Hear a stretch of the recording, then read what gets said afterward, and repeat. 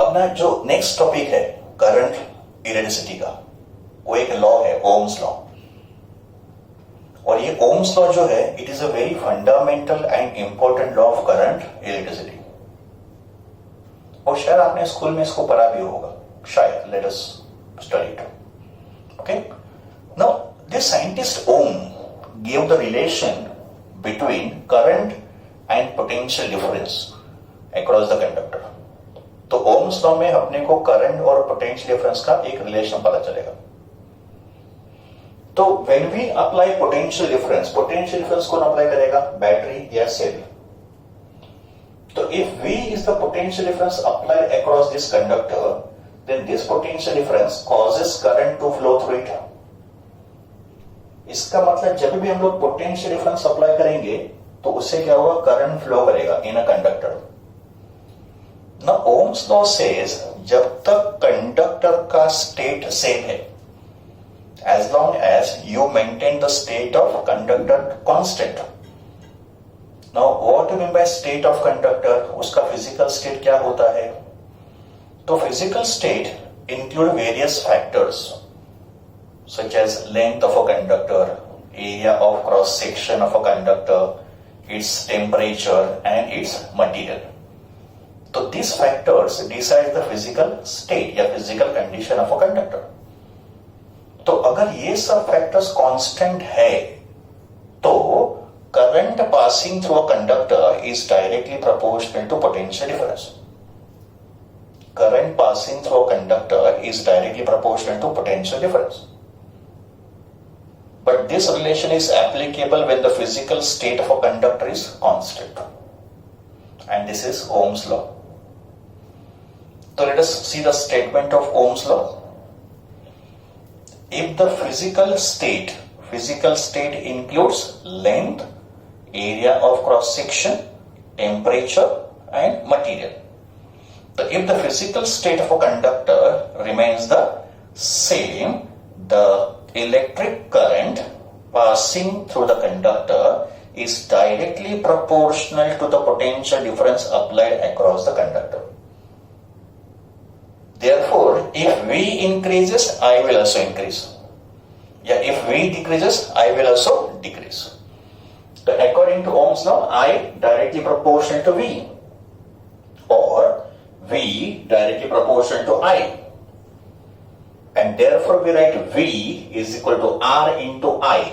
Very famous law of current electricity, very famous formula and very important formula also. V equals to RI. Memorize करो, इस formula को memorize करो. V equals to RI, Ohm's law formula. What is V? Potential difference. What is I? Electric current. And R is a constant called resistance of a conductor. What is R? Resistance of a conductor. So according to Ohm's law, V equals to R into I. तो resistance R का formula क्या होगा? Resistance R का formula होगा V divided by I. We can say R equals to V divided by I. So we can say resistance of a conductor is defined as a ratio of potential difference applied to the electric current passing through a conductor. It's the ratio of V and I. Now what will be the SI unit of resistance? SI unit of resistance is equal to SI unit of potential difference divided by SI unit of current. Potential difference का SI unit volt and current का SI unit ampere. Therefore resistance का SI unit होगा volt per ampere. And this volt per ampere unit is given a special name ohm. So ohm is the SI unit of resistance. This unit is named after the scientist who gave this law. तो ये law ओम का है, तो unit is also named after Ohm. और ये होगा ohm का symbol, is a Greek alphabet omega. तो SI unit of resistance is ओम।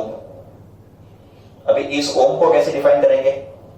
बच्चों फिजिक्स में अगर आपको किसी यूनिट को डिफाइन करना है, याद रखो, if you want to define any unit in physics, it is always define in terms of unit value. उसका यूनिट वैल्यू डिफाइन करेंगे। यूनिट का मतलब 1। तो अगर मुझे ओम डिफाइन करना है तो मैं डिफाइन करूंगा 1 ओम कितना होगा। तो according to this relation 1 ohm is equal to 1 volt upon 1 ampere. ये होगा ओम का definition. 1 ohm equals to 1 volt upon 1 ampere. तो एक कंडक्टर का रेजिस्टेंस 1 ohm कब होगा? When 1 volt of potential difference applied across the conductor causes current of 1 ampere to pass through it. तो जब भी आप 1 वोल्ट का पोटेंशियल डिफरेंस अप्लाई करोगे, उससे अगर 1 एम्पियर का करंट पास हो रहा है तो कंडक्टर का रेजिस्टेंस 1 ओम होगा. What will be the dimensions of resistance R? Resistance आपके डायमेंशंस कैसे फाइंड करेंगे? तो डायमेंशंस के लिए हमको फॉर्मूला यूज करना पड़ेगा. तो according to Ohm's law R क्या होता है? V अपॉन आई. पोटेंशियल डिफरेंस V होता है वर्क डन अपॉन चार्ज. का मतलब if you want to find dimension of potential difference you should know its formula. तो potential difference is work done upon charge divided by current. Then I take this charge in the denominator. तो this is W divided by I into Q and then we substitute the dimensions. Work का dimension होता है M1 L2 T minus 2. Dimension of work done is M1 L2 T minus 2 divided by current के लिए A and charge का dimension is T1 A1 because charge होता है current into time. तो is T1 A1. तो what is the final dimension after this calculation? तो final dimension of resistance R is equal to M1 L2 T minus 3. ये ऊपर जाएगा T minus 3 हो जाएगा और ये A1 A1 A2 ऊपर गया तो A minus 2. ये होगी dimension of resistance R. Let us derive Ohm's law. According to Ohm's law formula क्या है? V equals to R into I, where V is potential difference, R is resistance and I is current. तभी इस Ohm's law को हम लोग derive करेंगे with help of formulae which we have studied so far. तो अभी तक हम लोगों ने करंट इलेक्ट्रिसिटी के जितने भी फॉर्मूले स्टडी किए उसका यूज करके ओम्स लॉ को स्टडी करेंगे या डिराइव करेंगे. सबसे पहला जो टर्म होगा ड्रिफ्ट वेलोसिटी का. Now we know the formula of drift velocity of electron. Drift velocity of electron is given by the formula Vd equals to E into capital E tau upon m. इसमें E होता है charge of electron, capital E होता है electric field, tau होता है relaxation time और m होगा mass of electron. फिर सेकंड स्टेप में formula for electric field applied. बच्चों हमको मालूम है इलेक्ट्रिक फील्ड जो होता है उसका फॉर्मूला होता है V upon L. Electric field is V upon L. What is V? Potential difference applied. And what is L? Length of a conductor. ये भी फॉर्मूला हमने पहले देखा था. Electric field is potential difference upon length. फिर हम लोग ये जो वैल्यू है E का वो यहां पे सब्स्टिट्यूट करेंगे. तो drift velocity Vd becomes E into V tau by ml. ये V बाय L मैंने यहां पे सब्स्टिट्यूट कर दिया. फिर मैंने अप्लाई किया करंट का फॉर्मूला. ये भी हमने डिराइव किया था. तो current I is given bye NAE into Vd.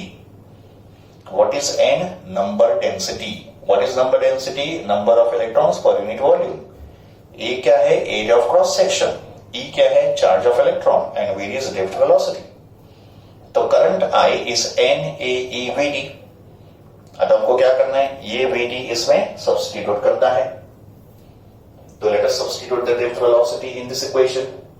तो we get current I equals to NAE into VD, which is E V tau upon ml.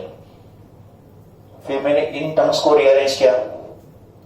तो this is A into N into E square into tau divided by ml into V. All the terms inside the bracket are constant.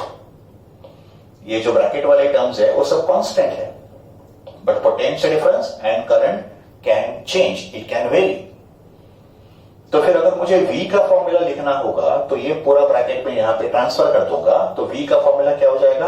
ml divided by AN E square tau into I. और फिर इस constant को हम लोग replace करेंगे by symbol R. So we get the formula V equals to RI, where this R is this bracket. तो फिर R का वैल्यू क्या होगा, ml upon an e square into tau. इसको ही हमने नाम दिया था रेजिस्टेंस ऑफ अ कंडक्टर। तो ये हो गया derivation of Ohm's law. Next term जो है उसका नाम है कंडक्टेंस, एंड कंडक्टेंस का सिंबल है G।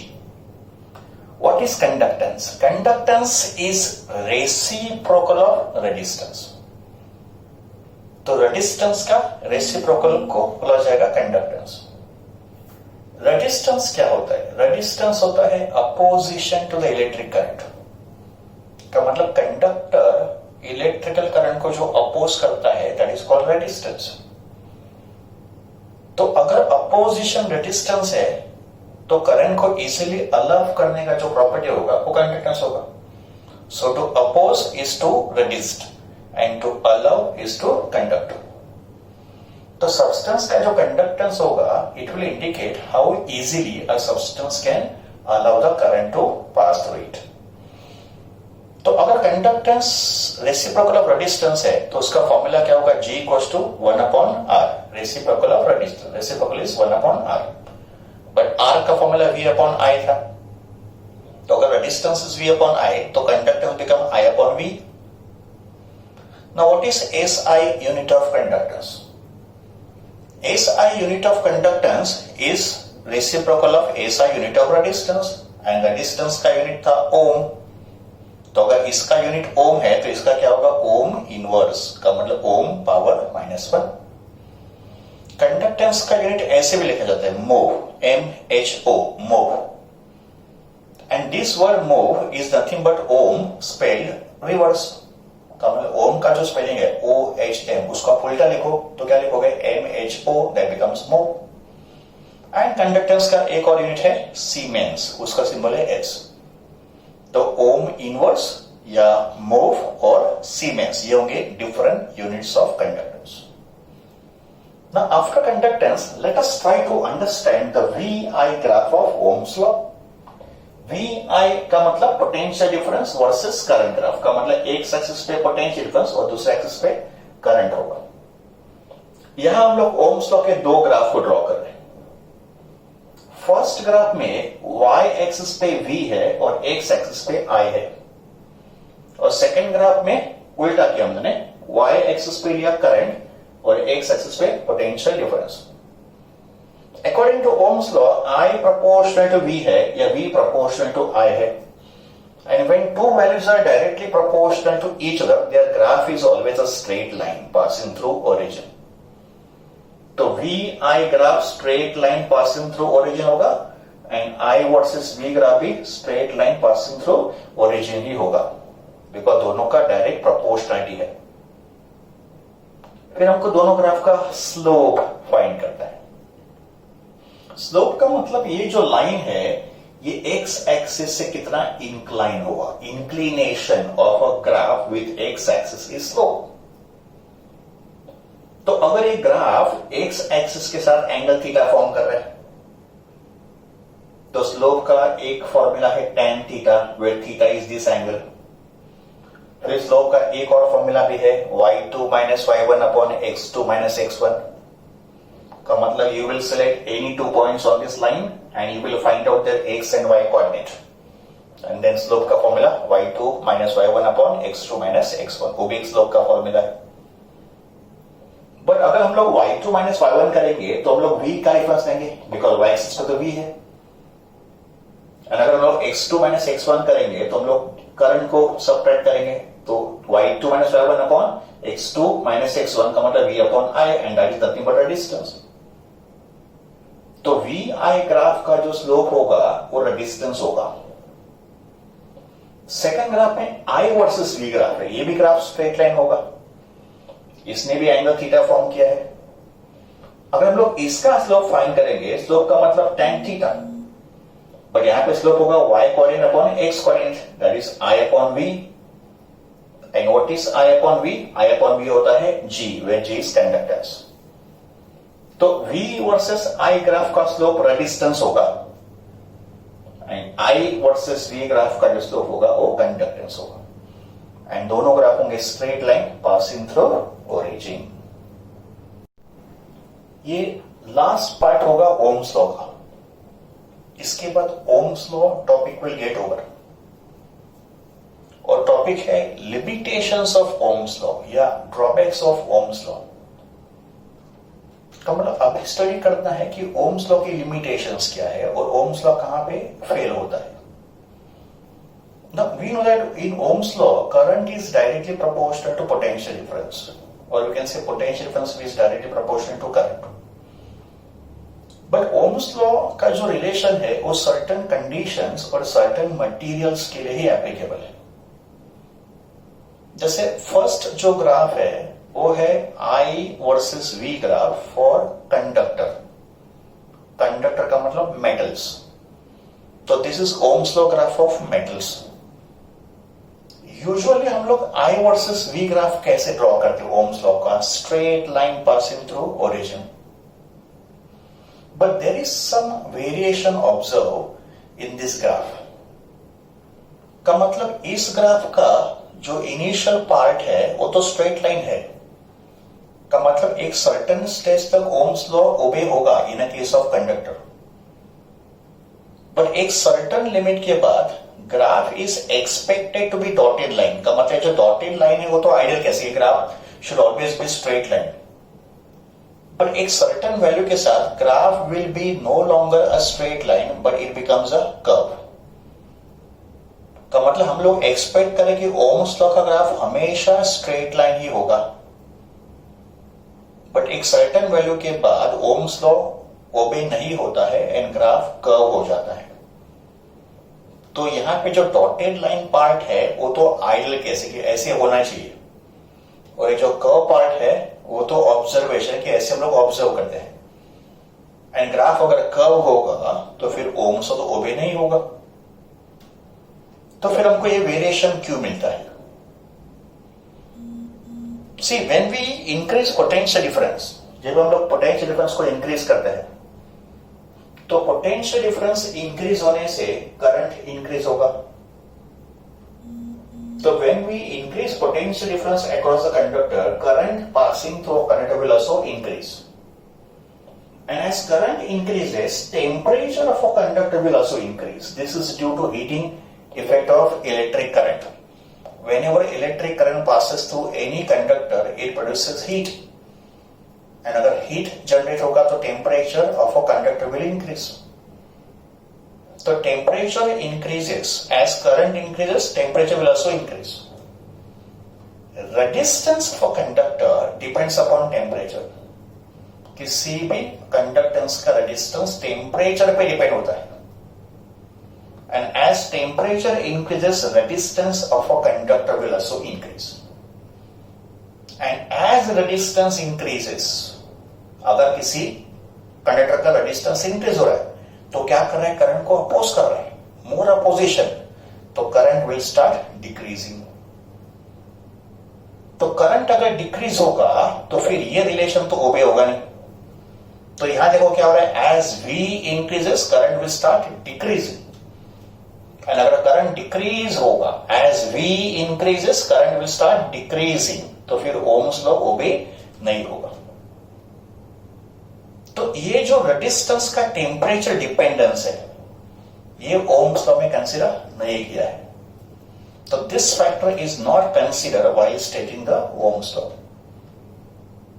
तो this was the first drawback of Ohm's law, कि temperature dependence of resistance is not considered in Ohm's law. Now we come to the second point. Ohm's law is obeyed by conductors. All metallic conductors obey Ohm's law. But there are some conductors which do not obey Ohm's law. ऐसे भी कुछ conductors के example है जो ohms law ओबे नहीं करते। Some of the examples of conductors which do not obey Ohm's law are semiconductor devices. Example, diode. So diode, transistor are the examples of semiconductor devices because they are made of semiconductors. Even liquid electrolytes. So semiconductor devices and electrolytes are some examples of conductors which do not obey Ohm's law का मतलब इन devices में current and voltage का direct proportion नहीं होगा. They will allow electric current to pass through them, but इनके बीच में करंट और V का रिलेशन लीनियर नहीं होगा, डायरेक्टली प्रोपोर्शनल नहीं होगा.